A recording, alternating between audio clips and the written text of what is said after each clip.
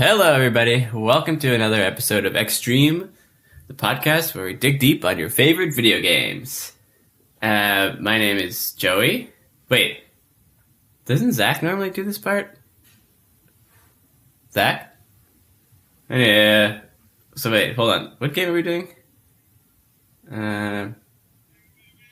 Mordor, man? No. What is this?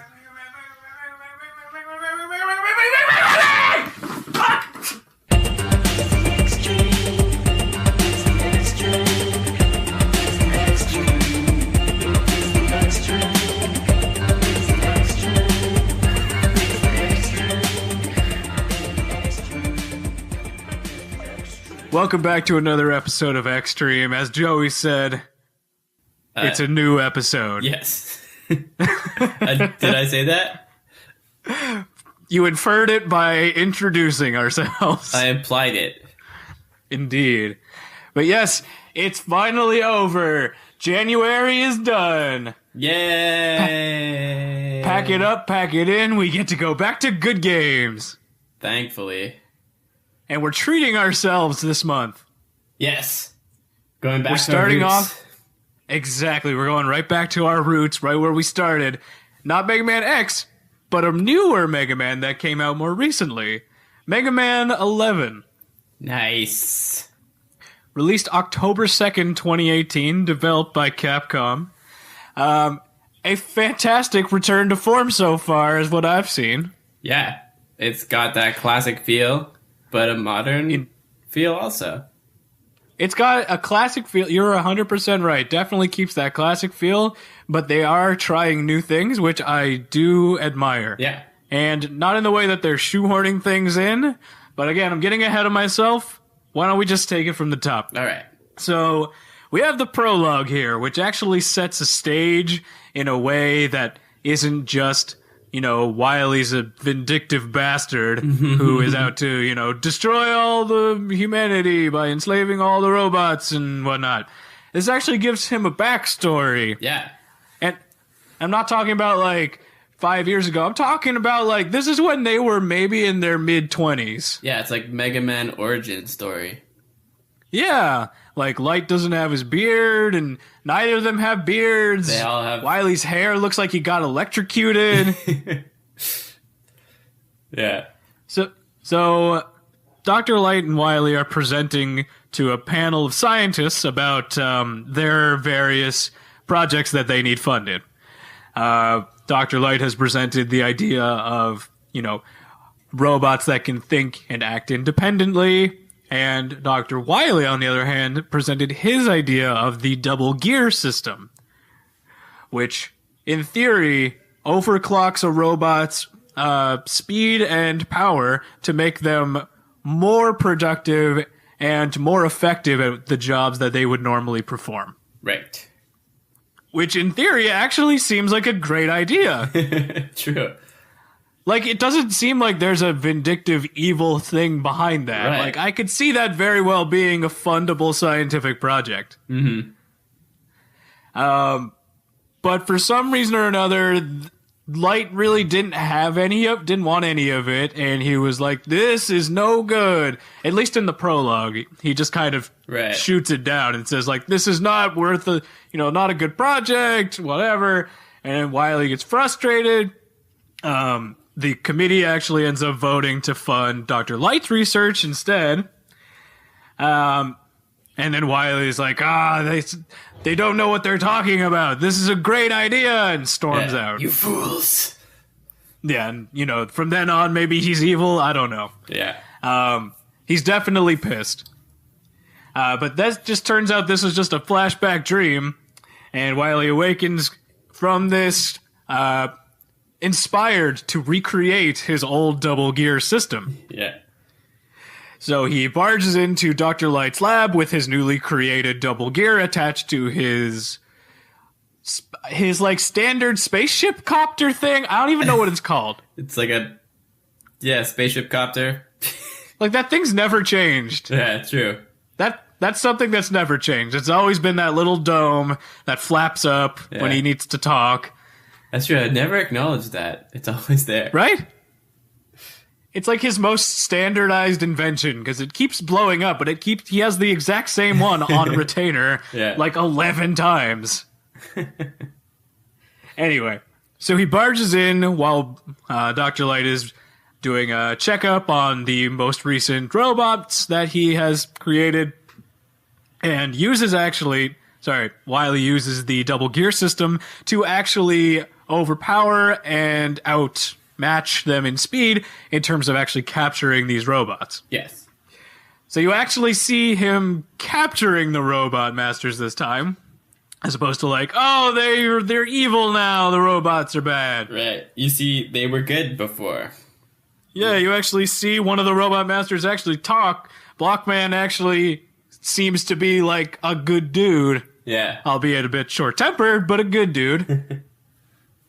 So he actually ends up taking them all back to his castle, whatever, fortress, and then retrofits them all with the double gear system to kind of prove his point that it is actually a useful tool. Yeah. Or at least that, while Light was dumb for dismissing his idea. And now, to actually fight this menace, Light actually needs to recreate the double gear system himself and actually install it in Mega Man for him to actually stand a chance. Right. And then you go from there. Well, Mega Man needs to go stop the 8 Robot Masters. Yeah, he's so gung-ho about it, too. He's always gung-ho about it. He also sounds like a 25-year-old dude. Yeah. Also, He's why not is like a his big- name Mega Man, before he even is Mega? I don't know. Well, I mean, I think he had a different name. Initially, when he was created in Japanese, his name was Brock, Oh, yes, true. and his sister's was Roll. Mm-hmm. So they were Rock and Roll. Right. And her name is still Roll. Her name is still Roll, but they changed it to Mega Yeah. in the North America. Cool. But yeah, I think they were just big fans of the genre at the Yeah. time. Classic Japanese. Yeah. I think keeping him as Rockman would have been pretty cool, too. Yeah. Either way, Mega Man, Rockman, they're both good names. Yeah.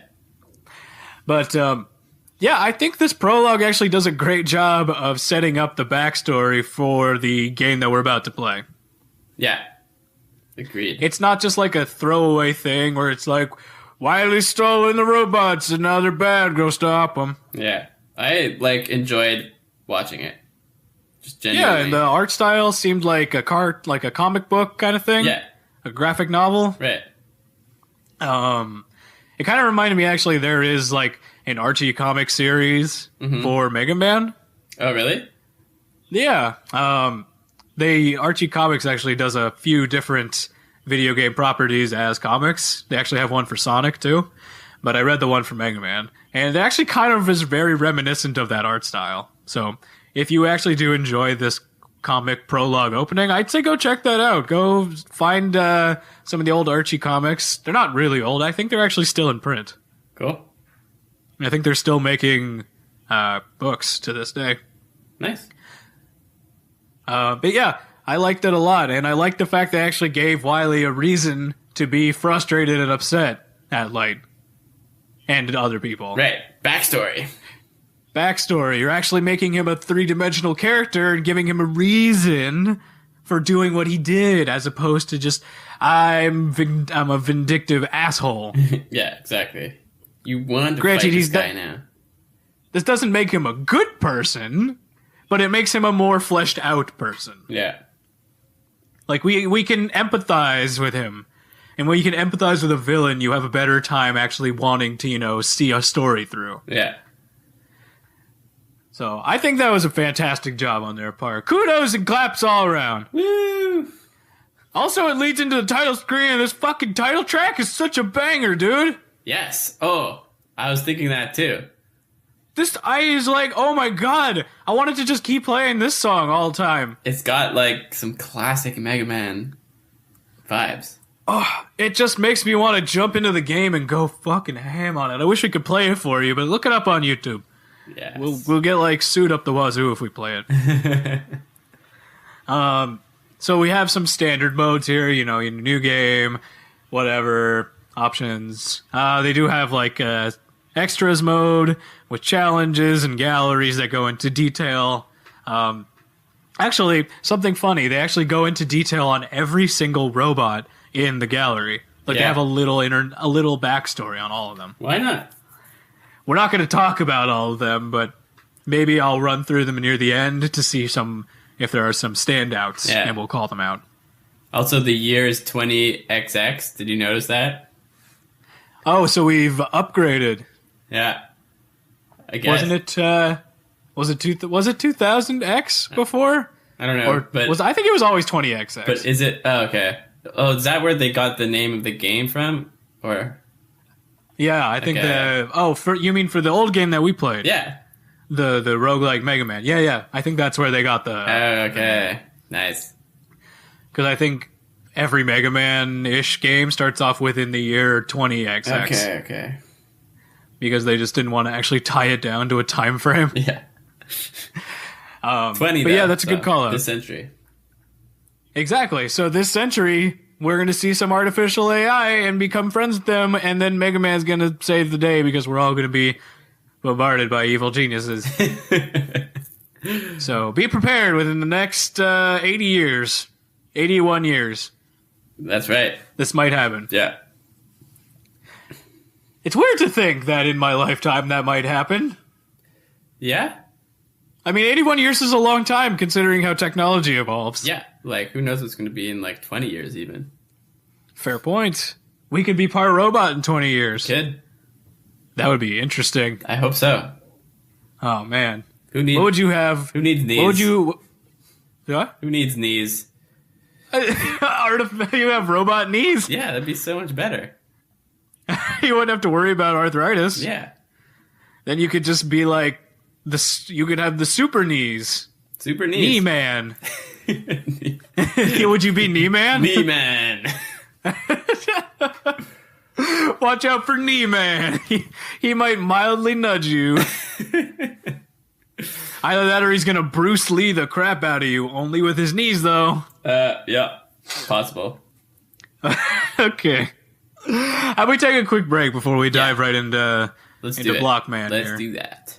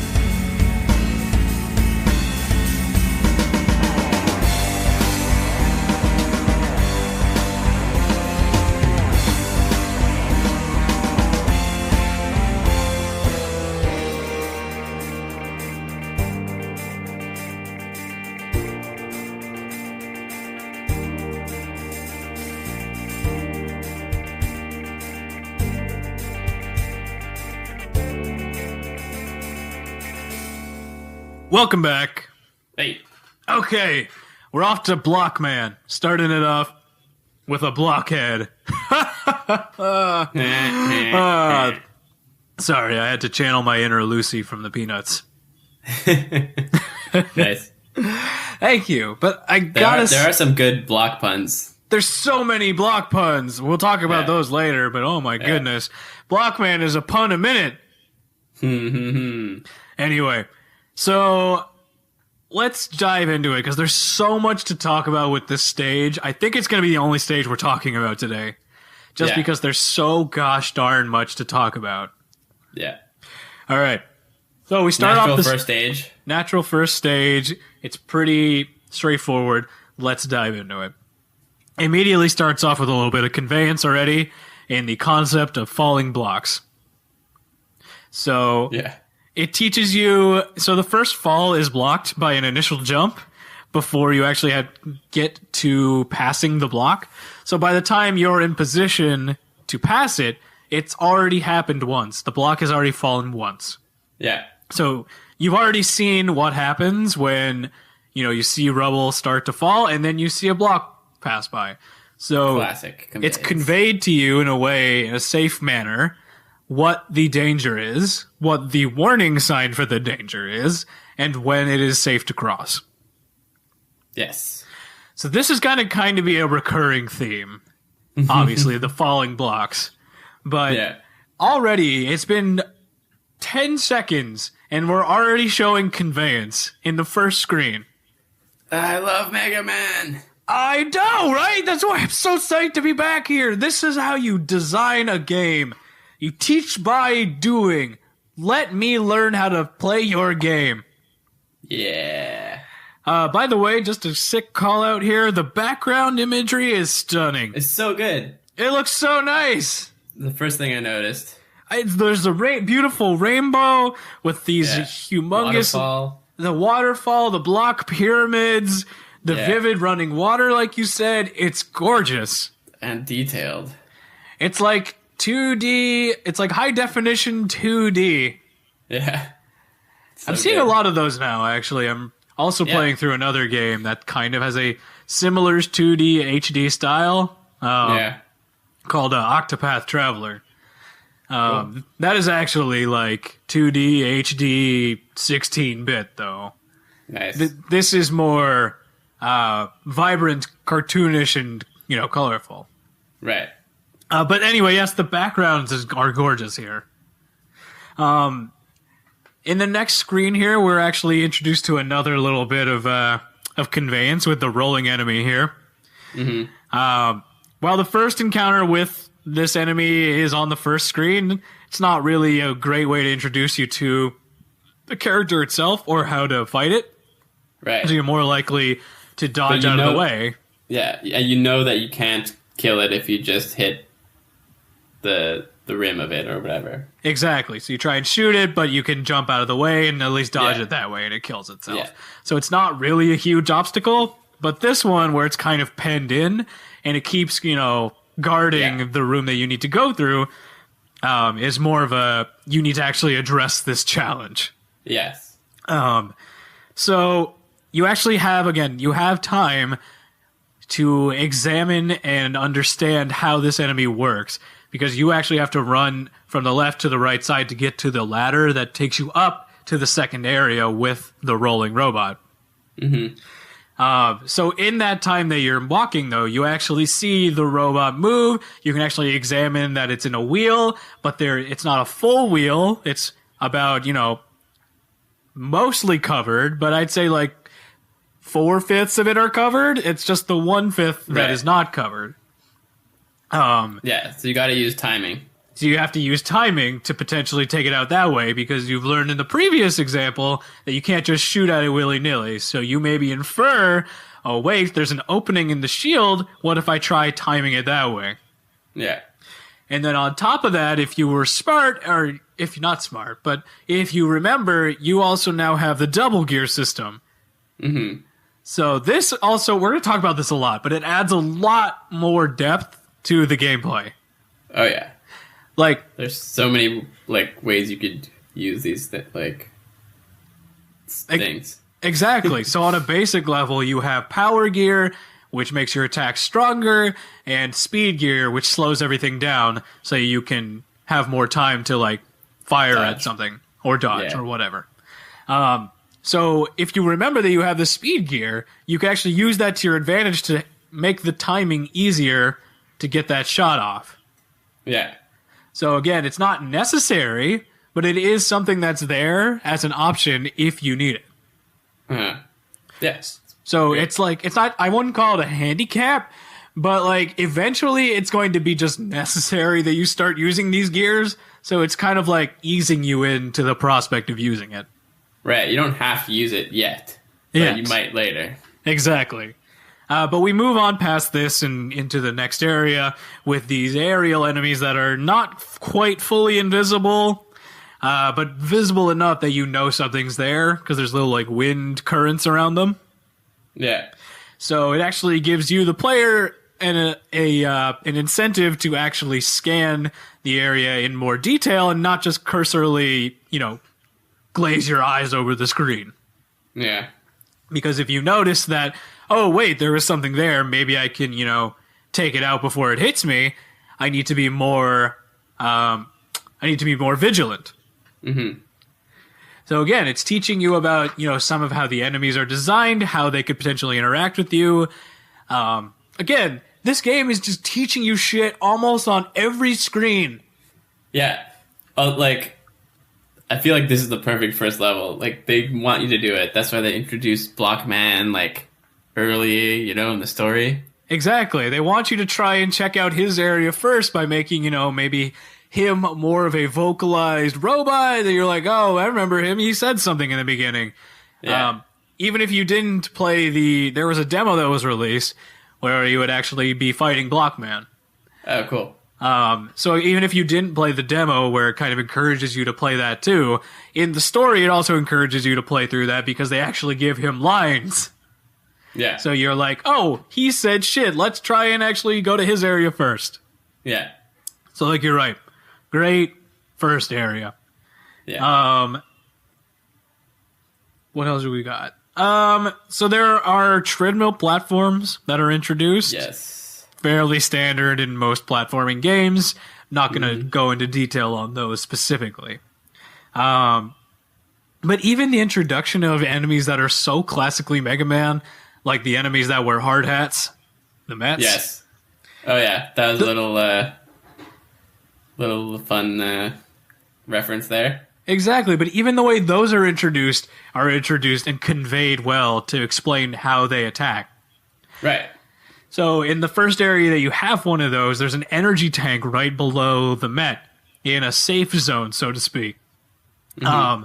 So you would probably want to go get that energy tank. So in the process of going to get it, it actually triggers the Met's attack action. So in the process of getting the health, you actually see how the Met attacks and what the conditions are. Right. So we you're got in a safe kind of environment. Exactly. So there's no worry of you getting hit, and you actually now understand how it attacks, what the conditions are, and what the best timing to attack would be. Yeah. All while not actually having to worry about taking damage. Yeah. But not being held back. Yeah. You were just encouraged to go and get the health because at this point you might need it. Yeah. So it's even these minor enemies are being conveyed and introduced in such a way that's like, oh my god, I get it, I understand. Yeah. And you didn't have to stop me 500 times to explain how to fight these things. Right. It's like professional game design at its best. It's like they've done this 11 times before and they've, kind of perfected the craft. Yeah. Yeah. They could do it without thinking. Exactly. At a certain point, it's just like, oh yeah, obviously we're going to do that. Right. Standard. But I don't want to understate how important that kind of conveyance is to specifically action platforming games like this. Right. Like, this is how you teach a player to play without ruining the immersion and, frankly, the fun. Yeah. So, like more games should use this as an example. Absolutely. Just I don't care. Steal it. Don't steal it. But why don't you actually just learn from this? Yeah. And actually try and implement it in your own ways.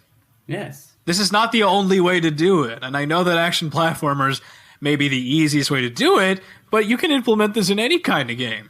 Right. Either way, I need a quick water break, so maybe Paul, can you just pour water into my mouth?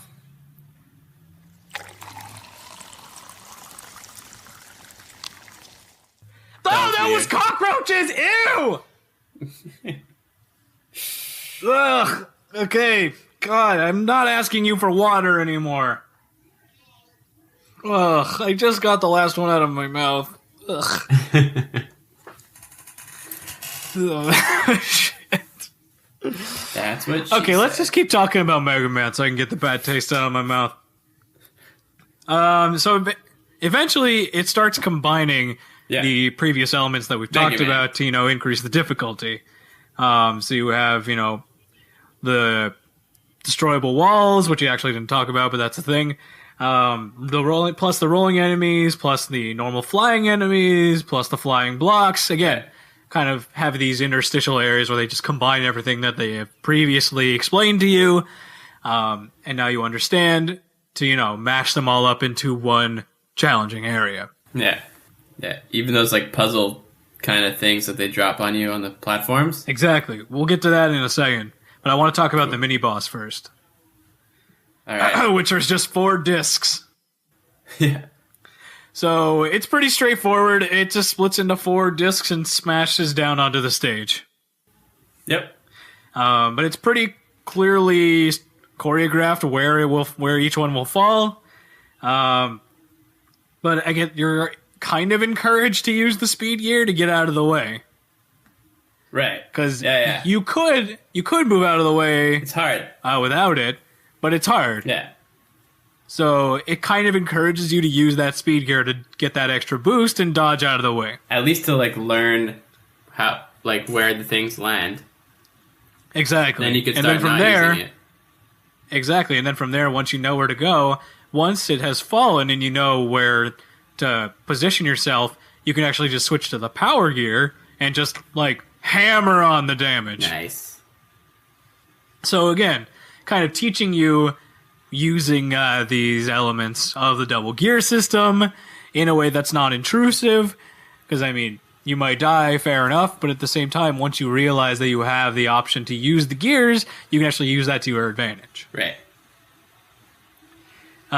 But once you take down this mini-boss, it's not too difficult. You keep moving. There's just right afterwards, something I want to call, there's a little investigative reward of energy and bolts if you figure out that you can actually stand on these hammer enemies after they have attacked. Oh. Interesting. Yeah, because once their hammer's down, the little bolt piece on their back pops up, and it actually becomes a platform, Nice. and you actually use that to actually get to the area behind it. Yeah. So you could feasibly approach those bolts and energy in a different way by just taking out the enemy and using the rush coil to jump up there. But if you think, maybe it's kind of weird they have the enemy right there that's kind of out of the way of where you need to go, you might infer that maybe you need to interact with them to get those extra goodies. Yep. Conveyance. Conveyance Central. My God, Joe, I have so many notes about conveyance for just this stage. I know. I feel I'm like trying to go fast. I feel like this is the conveyance stage, I'm having a conveyance-gasm. This is the most conveyance I've seen in a state. I'm overloaded with conveyance. I know, in a while. I know, we haven't actually done anything like this in a while. I gotta go get a fresh pair of pants. And then, so speaking of those block puzzles you mentioned before, Yeah. they require quick action to escape before you actually get shredded. Yeah, it's so stressful. By the, it's very stressful, but again, it's another opportunity to use that speed gear. Yeah. Oh, true. Because then you realize, okay, I'm running out of time, but I need more time. How do I get more time? There's a Aside from button for pausing the that. game, I have the speed gear. Right. I can use the speed gear to slow down time and actually take in the environment a bit more. Yeah, I love it. So again, it's kind of forcing you to understand how to use this gear in a way that actually helps you move forward without being frustrating. Yeah.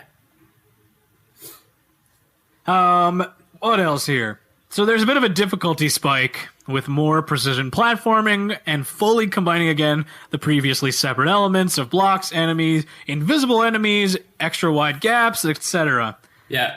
So again, the stage is kind of split up in such a way that they have like game element, game element, game element, combined game elements. Mm-hmm. Game element, combined game elements.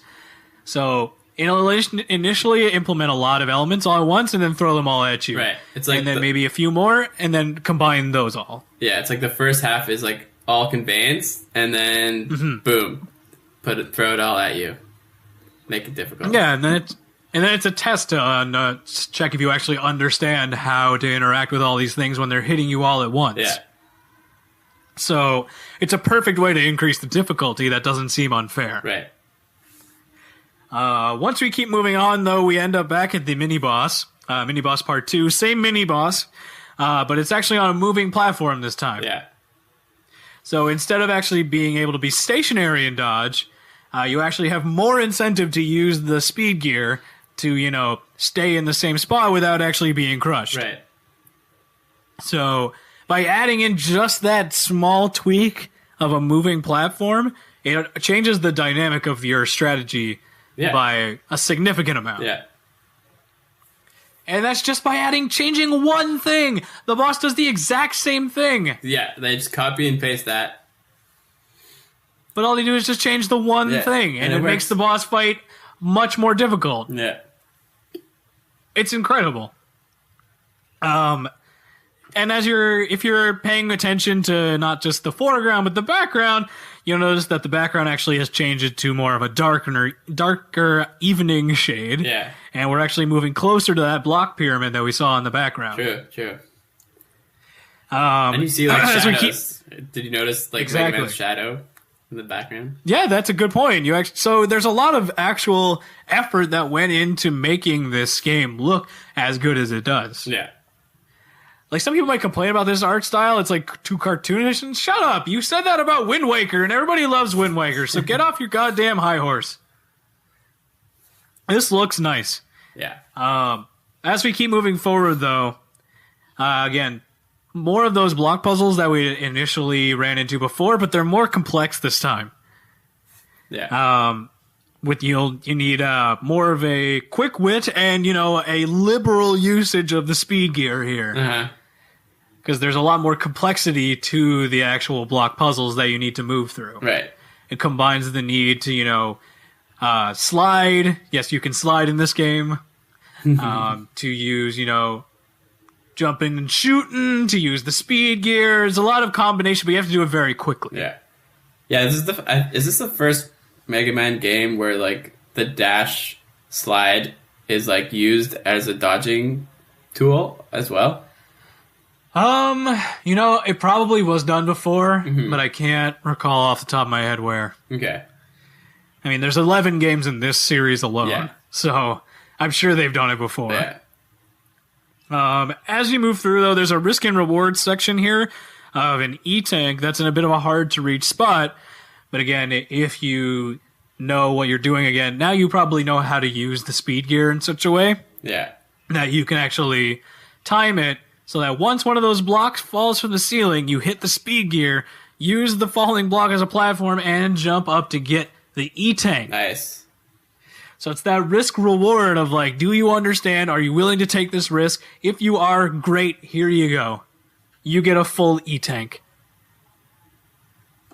Good stuff. It's a beautiful little dance there. It's great. It's a skilled move. It's a great way to, again, implement a difficulty increase. Again, it's not mandatory, but if you want that extra challenge to, prove to yourself that you did it, the opportunity is there. Yeah. And if you want, the full game completion, exactly. Go for it. My God, I've been talking for a long time. Okay, let's keep going. All right. We're almost at the boss. We're almost at the boss. So there's a bit of a tougher climb now with, again, falling blocks, treadmill platforms, which again, adds a new layer of difficulty because you know how the treadmills work, you know how the falling blocks work, but when you combine them, it makes for an interesting platforming challenge, especially considering it's vertical platforming now. Yeah. So you can actually try and use those falling blocks to your advantage, and if you learn from the previous risk reward that you can actually jump on those mid-fall to, with the speed gear to maybe shave off some seconds and make the jumps a little bit easier. Yeah. My God, now you're in the pyramid, and the pyramid looks gorgeous. Yeah. It's basically fully nighttime now to kind of signify that, it's going down soon. You're getting to the big bad of this stage. Yeah. It's coming up. It's coming up. And speaking of which, I think we'll talk about the big bad right now, but I feel my voice is about to crack and I need more water, which is actually water. Joey, how about you give it a shot? Maybe you give me a little water? I don't trust Paul anymore. All right. Okay, I'm going to open wide. Oh, yeah. Wait, no, that was actually water. Do it again.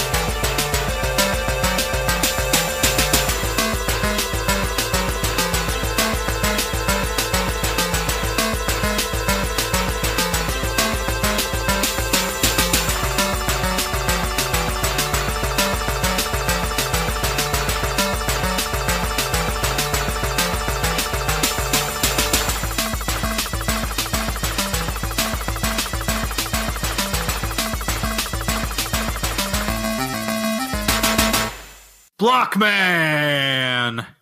Yeah.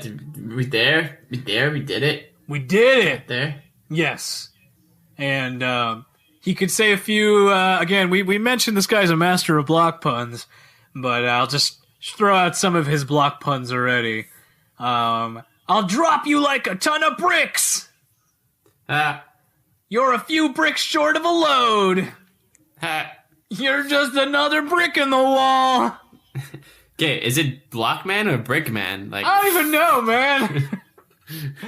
Blocks and bricks are I like... don't even know, man. I don't even know what... He's having existential crisis, man. Anyway, let's talk a little bit about the fight itself. So you'll initially just drop 4 blocks above you, run around and jump. Fairly standard Mega Man battle fight. But the fight gets really interesting when he takes about half damage, or he's about halfway dead. And you realize, oh, wait a minute, now they can gear change just like I can. Mm-hmm. So he uses a power gear and becomes a gigantic block robot. That was totally unexpected. That was very unexpected, and frankly, it was awesome. Yeah. He gets an entirely new attack set, and hits like a brick shit house. Yeah, new attack set, new health. Fully new health bar. Yeah, it's like fighting a whole new boss. Yeah. But granted, you can see the weak point on it pretty clear as day, the giant red flashing dot. Yeah. But that's just kind of standard at this point. Yeah. Anyway, it's like fighting a whole new boss with a whole new set of weapons and attacks, and it really forces you again.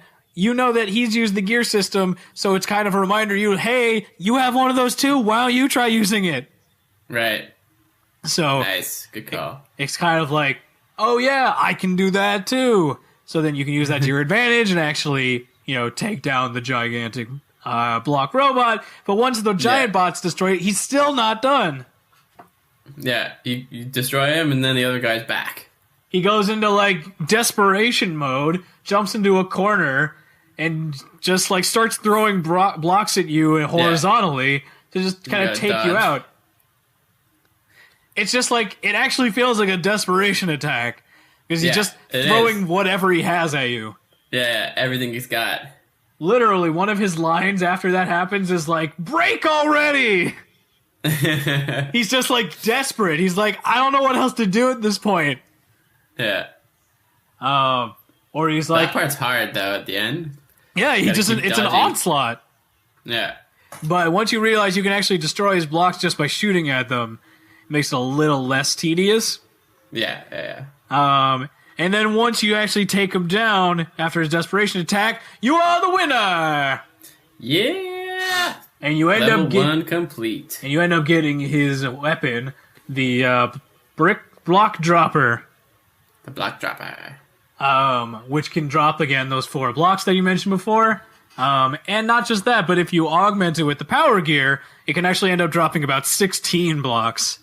Yeah, that's cool that you could do that right away. Exactly, and it teaches you that in a pretty safe environment. It doesn't just say like, "Hey, you got the block dropper." Lets you try it out. It lets you try it out in like a test room. You don't have to do it, but it gives you the option. Yeah. And it shows you like a little demo. It's like, here's what happens when you do it normally, but you can also augment it with the power gear and make it even stronger. Yeah. So again, implementing another use for the gear system here. Not just being able to use it for your normal attacks, but you can augment every single attack that you get. Yeah. So it just makes it even more interesting. It's amazing. And you can try it out. The strategy's getting so deep. I know, it's so good. I just want to try this block dropper on everything. Well, hold up. I want to talk about something before you go on and try that. Let's do a little quick internet backstory. Internet backstory. Yeah. On our main man, Blockman here. Alright. Blockman, when reprogrammed, is vain, headstrong, thick as a brick, and has the ego the size of a pyramid. In his usual programming, however, he can be full of energy, although he does have a bit of a temper. He secretly dreams of building a vast structure that recreates the bygone age of pyramids and temples. He's also friends with Impact Man, and the two are sometimes seen at the oil bar sharing a drink. However, Blockman will not take kindly to strangers mocking him in any harsh manner, proven in the opening cutscene where Wily refers to Blockman and the other robot masters as test subjects, which he strongly finds offensive. Okay. There is also some additional data here in the Mega Man 11 gallery. Blockman was designed to specialize in building the outer walls of major projects. He was secretly dreamed of building vast structures, ever full of energy. He keeps the robots on his sites working full tilt, the only problem being that sometimes he loses his temper when his laborers can't keep up with him. There you go. That's what I got for Blockman's internet backstory. Internet backstory. All right. Beautiful. My God, we talked about one stage and it's been over 40 minutes. I know. Well, I mean, first stage. But there's so much. Oh, you're in a Mega Man game. Yeah. When you can't even get past stage 1. Oof. There's just so much good to talk about in this stage. We have a lot to look forward to. Get psyched, guys, because we're gonna go deep here. Thank you guys again for listening. We really appreciate it. I know we haven't talked about it before, but again, every time you listen, it gives us another reason to keep going and making these episodes. Yeah. So thank you again so much. God, I'm already losing my voice. Bless you. Thank you. But yeah, thank you guys again for listening. If you want to reach out to us, we do read every email that you send to us. So if you want to get in touch, it's the extreme at gmail.com. That's ITSTHEXSTREAM at gmail.com. We have a whole bunch of stuff. Just go on Google and type in It's the Extreme, all one word, and you'll find everything. Our Instagram, Facebook, Twitter, our website, which I need to update more often, but I've been busy. Sorry about that. Still a lot of cool content on there, though. Yeah, check it out. I'm more active on our Instagram, but check it out. Check out all of our stuff. Yeah. Okay. Now do you want to try out the weapon we got? All right. Okay, you can go first, but just be careful, okay? We know what happens. I'll do it. So let me move out of the way first, and then I'll stand over here, and you go and do your thing, okay? Okay, I'm doing it. Ready? Yeah. Okay. Oh, God, wait! I said I'm not in the way! Hey, attack! Oh, shit. Oh, Damn it. God! God damn it. Oh, that hurts! Get it off me! I'm trying. Oh, my God! Out here. Oh, God, my back! Yeah. Okay. Come on. Okay, alright. Oh, God! I'm never letting you use power-ups again! Sorry. God damn, my hand.